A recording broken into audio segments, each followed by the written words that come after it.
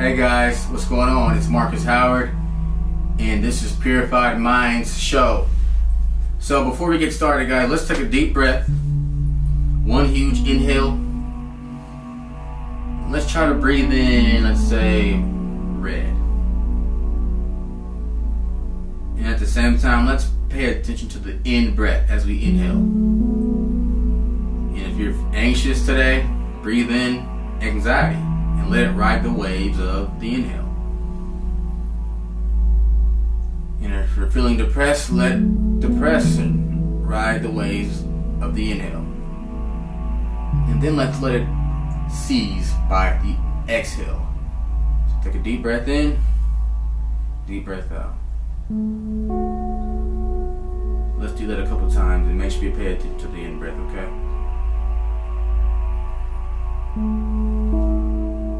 Alright guys, now we're more present. Now we're more here. And today I want to talk about, ironically, I want to talk about present state mind mode. The mind is in two modes, guys. And if you aren't aware of that, let's bring your awareness to that. And you know, for an example, let's just say before you press play on this YouTube channel of mine, what were you doing? Think about it. Were you just on your phone, scrolling down, looking for something to do, not actually being in the moment? Because I guarantee during that scroll, when you found this YouTube, you weren't aiming to go to this YouTube.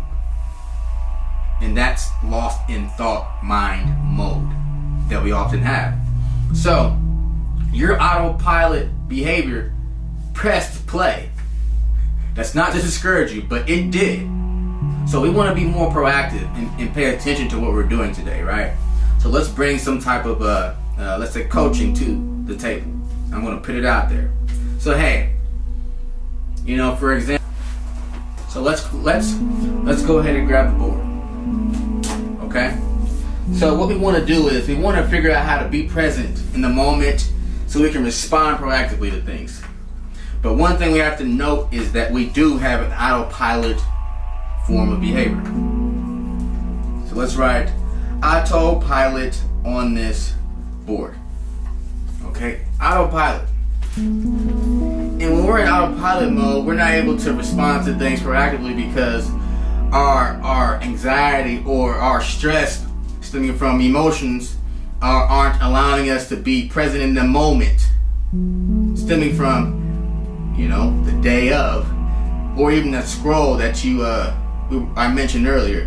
You weren't able to respond proactively. You just autopilot like responded to that post. You didn't actually observe the post, see what it was. Maybe you did, but let's just say you didn't, and actually pay attention to what the message would be. So therefore, even things like this, okay? Autopilot behavior can stem from, let's say, stress. We all have stress, you know, but say this. When something comes up during the day and it conjures up out of nowhere, you receive a phone call from a spouse or a loved one or anyone that you're losing. This is what your response is going to be like. But say this. Through adopting, knowing how to respond to anything that conjures up, we call that proactivity. That's very hard to adopt. And it's also a voluntarily thing. So when I tell my clients at the office, I say this, hey, what do you want to do about it? What do you want to do about this? There is no answer, but there is one. And yeah, guys, this autopilot response, it's a monster, and it's in you. It's you. Everybody has this form of responding. So I'm gonna give a story, a personal story of how I used to respond in autopilot, in an autopilot manner. So I suffer from anxiety, manic depression, mental health issues, also addiction. And say, let's just talk about anxiety. Say I would be anxious or whatever that may have been, or depressed during my day. I would respond with the behavior of going to use drugs, drink.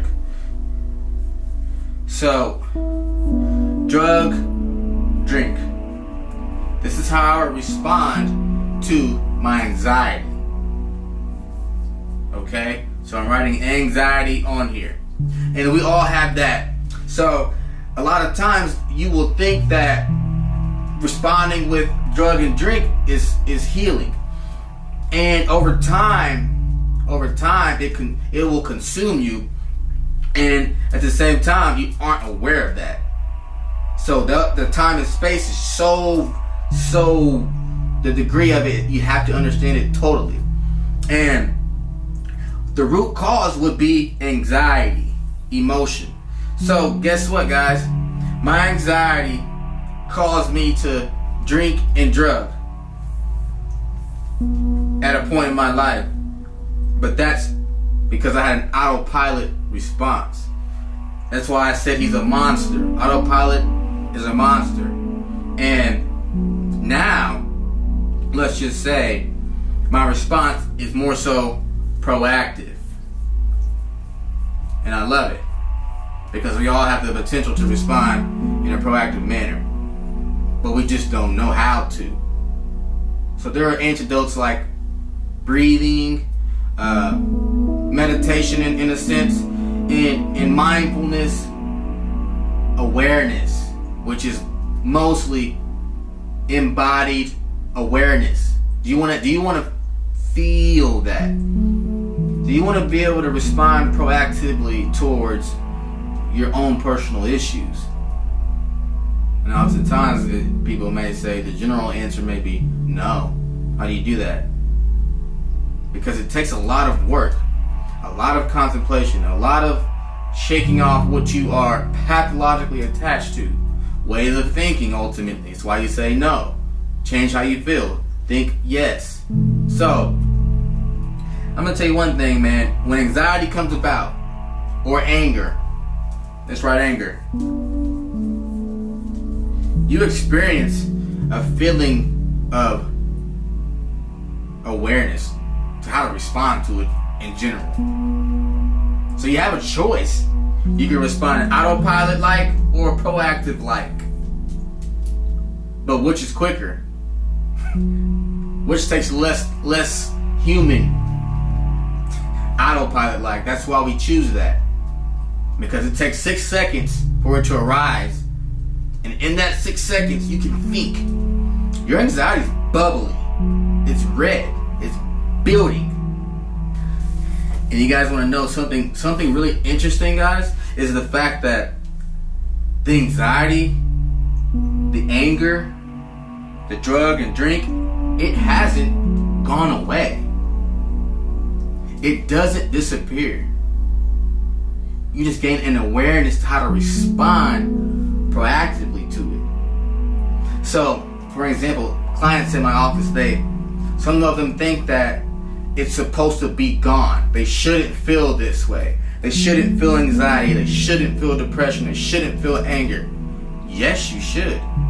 You're a human. So therefore, you experience these emotions, and even though they're subjective, they change. Change is constant. But the awareness to respond to them is what you need to receive. So hey, autopilot runs you at the moment. Say if you are someone that is out there today dealing with anxiety, depression, loss, shame, grief. Yeah, but that can change. I teach people how to develop an awareness to the sensations and the feelings and the emotions that they're experiencing and being with them rather than letting them run them. I like to say that we're human doings. Even though we're called human beings, we're never being with what is going on inside of us. We don't want to feel. And oftentimes people will say, I'm numb. Yeah, because you don't want to feel what's happening in the body. And at the same time, it's quite uncomfortable to become friends with your anxiety, becoming friends with your anger, becoming friends with your addiction, becoming friends with whatever mental disorder that you have, you know? And we all have something mental. Some of us may have it in this sense, some of us may have it in this sense, or even that sense. But the idea is how do you want to respond to it? And what are you willing to do about it? Ask yourself that. Do you want to cope by using chemicals, drinking, drugging, or coping by going out and, giving your body away, or coping by just thinking that this is you? No. One thing about anxiety and anger or depression, if you put them on a balloon. So, for example, guys, imagine this. Write anxiety on a balloon in your mind. Write depression on a balloon in your mind. Write anger on a balloon in your mind. And hold it. Hold the balloon. And look at anxiety. And let it go. Because it's so separate from you anyway. Very separate. Become friends with it. For example, if you're feeling anxious, or mad or angry today, take anger, okay? And breathe really fast. Take anger. Breathe it in. And then guess what? If you keep breathing in anger, you'll realize your anger isn't angry. You just needed a little bit more love, a little bit more compassion, a little bit more understanding to why it's there. And in a sense, that can be uncomfortable because we go in autopilot mode. We'd rather respond to our anger and our anxiety with, I need this, I need that, I need to cope with this because I don't want to feel myself. I want to run from myself. But hey, you can become present in the moment to where when something conjures up, say you experience a call from a loved one that's experiencing a car accident. In that moment, how you respond to that call, which is very tough to hear, your response can be proactive. You can breathe instead of responding to that call like, oh my god, I gotta get there. No. The idea is to be with what is happening. Feel it, understand it, treat it differently. Look at it as this is the way it is instead of it shouldn't be this way. Oftentimes, everything's a complexity. So, yeah, if you want to realize that, hey, I want to get rid of my addiction, I want to get rid of my suffering, yeah, you first have to note that, hey, guys, you can't play the victim because you are the victim. Because guess what? Life is suffering, so duh. But what do you want to do about it is the next question.